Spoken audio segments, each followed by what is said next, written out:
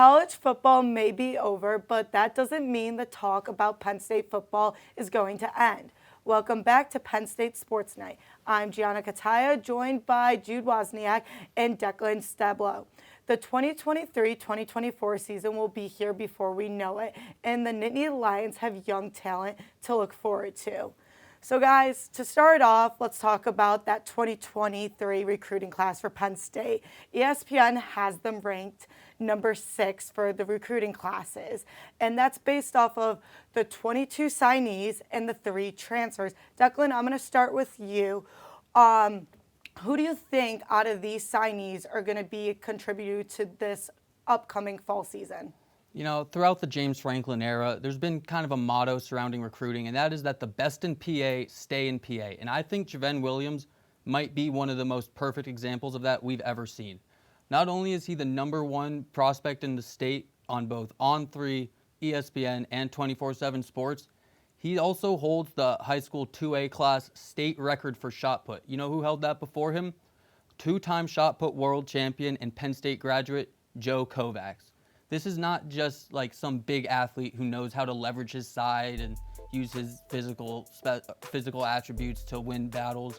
This is a real dominant athlete, and when you look at him, you'll see him listed as both an offensive guard and an offensive tackle, depending on where you look.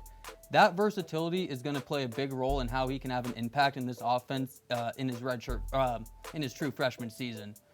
You know, I don't necessarily see him competing for a starting spot week 1. This is an offensive line that's returning a lot of talent, all 4 positions with the exception of center.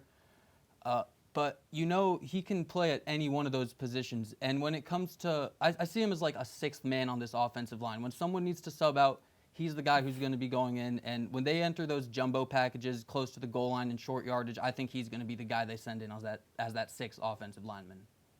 Well, Declan, you're talking more on the offensive side, and the trenches is a great thing, but as they say, chicks dig the long ball, but they love the big hits more. And I'm talking about the Virginia boy himself, Tony Rojas. The Nittany Lions, they have 6 out of 10 top recruits from Virginia, which is phenomenal recruiting from them. But Tony Rojas, back in 2021, he came to camp here at Penn State. He ran a 4.6 40 and ran a 4.2 shuttle. That's beautiful speed, even for a high schooler back then, and just such a dominant runner down the line. He's able to get and make plays, and guess what? He's not just a outside linebacker-esque kind of guy.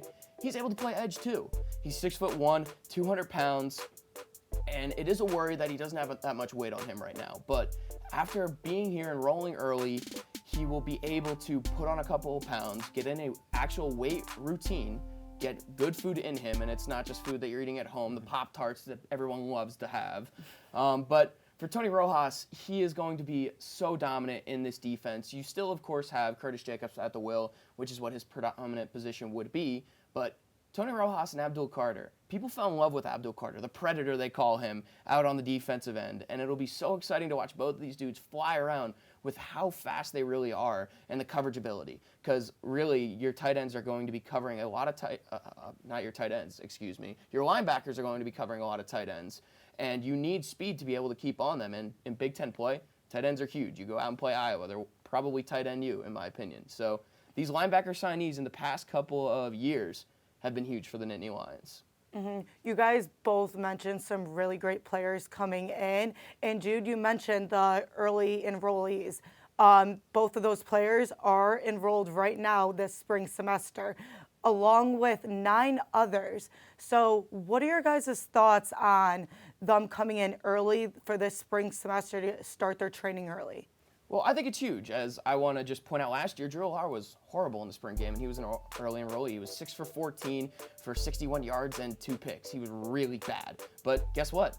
That really helped him enrolling early. You saw it in the Purdue game. He came out and he looked dominant. He made 4 beautiful throws.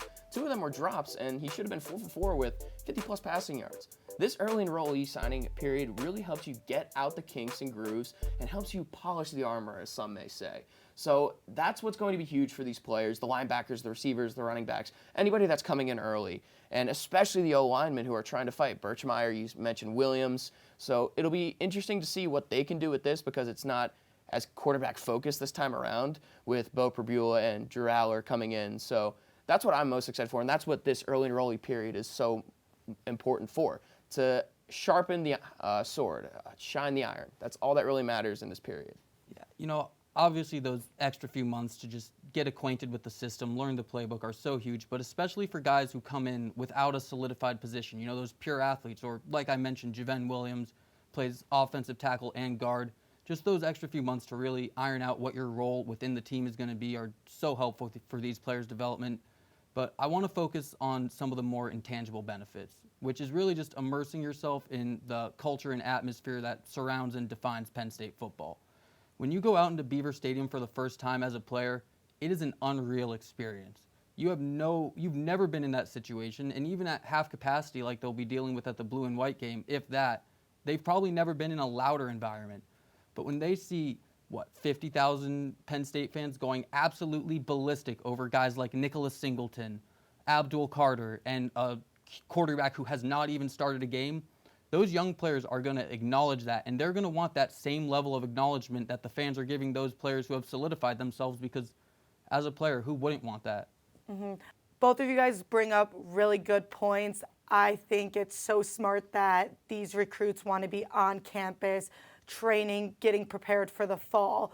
But let's also talk about how Penn State has 3 transfers that came on campus this spring too to start training.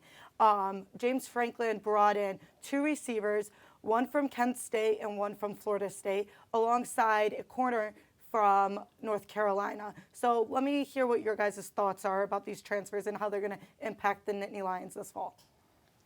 For Penn State, wide receiver was obviously a huge concern going into the offseason, huge target in the transfer portal. Losing Parker Washington and Mitchell Tinsley left them without a lot of downfield playmaking. And I think Dante Cephas is the answer for that team. Keandre Lambert-Smith, he's had his moments, but he's really never proven that he can be that number one guy.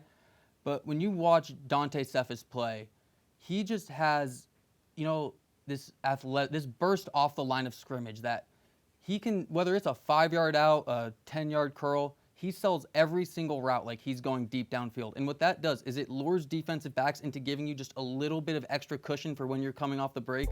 And on his breaks, he has this amazing ability to just maintain his top speed through his cuts, through all of his routes. It's incredibly difficult as a cornerback to stay on your man when he is moving at just his top speed and he doesn't have to slow down. You have to be a really smart corner to cover that. But I also want to talk about another addition to this wide receiver room, which is our new wide receivers coach, Marcus Halton. You mentioned the recruits from Virginia. I think he has a large part in that, and he'll continue to help that pipeline flourish. He deep connections, and if you look at our past, only having one wide receiver coming back who's had any meaningful reps, and he's never done anything too special outside of the Rose Bowl. That's the sign that you've not been able to develop and recruit players at the level that we should be. We've had some elite talent, but sustaining that depth and that talent just hasn't worked for us lately. You're sticking on the offensive side. I'm going to go to the defensive side as I've been this whole show so far. Let's go to an all-name acquisition in the cornerback room, Storm Duck. What a beautiful name in terms of just getting your name out there. Storm Duck, a kind of a question mark in terms of coming in through the portal, if you may say, because everyone thought that Marquis Wilson would be back in here, but he decided to transfer out. So James Franklin went out and said, well, we need to figure something else out. We only have 2 really starting cornerbacks between Johnny Dixon and Kalen King, who, don't get me wrong, phenomenal cornerbacks, but let's go out and get another one. So Storm Duck came in from North Carolina, and I see a lot of similarities of redshirt sophomore year Joey Porter with Storm Duck. Very handsy, very aggressive, and basically just begging for referees to throw penalty flags at him, which the Nittany Lion faithful know true and well how many penalties came Joey Porter's way. And that's what Storm Duck is about. He's so aggressive at the line. He likes to get his hands on you, and that's something that the Nittany Lions definitely would be missing without him. So bringing in a new physical corner is a great thing. He definitely excels in zone coverage, which is the North Carolina's primary defensive scheme, so it'll be definitely weird for Duck coming in, going from a primary zone defense to a man-to-man defense. But he has good speed in the cornerback room, and that just really adds a more secure DB field for the Nittany Lions. Manny Diaz likes bringing in these 3-4 cornerback packages with a couple of safeties and maybe even extra linebackers, and letting your guys just go out and play defense at that point and just man-to-man up. So Storm Duck is a great acquisition in the transfer portal, but will be interesting to see, will he be able to do what he did for Joey Porter, teach him how to use his hands right, not to be as antsy on the line. So that's what I'm really excited for to watch from him. And although Storm Duck not the same size as Joey Porter, he's weighs more and probably stronger in my opinion. So I'm really excited to watch Duck out there on the football field. Definitely going to have to agree with you, Jude. I'm very excited to see what Duck has to do for the Nittany Lions this season. That's all we have for this edition of Penn State Sports Night. For Jude Wozniak and Declan Stablow, I'm Gianna Cutaia. Thank you for watching and have a great night. Hey everybody, thank you for tuning into this edition of Penn State Sports Night. We hope you liked that segment. And we're sure there's other Penn State Sports Night segments that you are going to love as well. Be sure to subscribe to our YouTube channel for more content. And check us out on social media for updates and behind-the-scenes clips and pics. Follow us on Twitter at PSSN TV and on Instagram at PSU Sports Night to keep up with all the action. For all of us here at the Belisari Media Center, we are Penn State Sports Night.